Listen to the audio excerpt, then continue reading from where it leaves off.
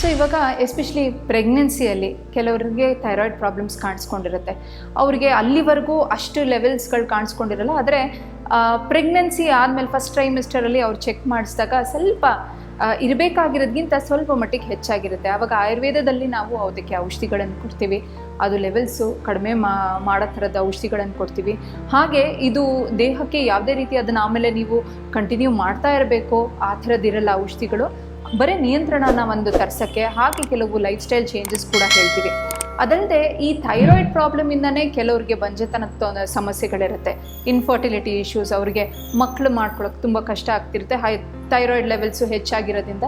ಅದನ್ನು ಕಡಿಮೆ ಮಾಡೋಕ್ಕೂ ಕೂಡ ನಾನು ಆವಾಗಲೇ ಹೇಳಿದ ಥರ ನಮ್ಮಲ್ಲಿ ಪಂಚಕರ್ಮ ಚಿಕಿತ್ಸೆಗಳಾಗಿರ್ಬೋದು ಅಥವಾ ಔಷಧಿಗಳನ್ನು ಕೊಡೋದಾಗಿರ್ಬೋದು. ಸೊ ಇವನ್ನೆಲ್ಲ ಮಾಡಿ ಅದಕ್ಕೆ ಮೊದಲನೇದಲ್ಲೇ ನಾವು ನಿಯಂತ್ರಣನ ತಂದು ಅದರ ನಂತರ ನಾವು ಬೇರೆ ಥರದ್ದು ಔಷಧಿಗಳನ್ನು ಕೊಟ್ಟು ಆ್ಯಂಟಿನೇಟಲ್ ಕೇರನ್ನು ಫಾಲೋ ಮಾಡೋದ್ರಲ್ಲಿ ಅಡ್ವೈಸು ಮತ್ತು ಔಷಧಿಗಳನ್ನೆಲ್ಲ ಕೊಡೋದೆಲ್ಲ ಮಾಡ್ತೀವಿ.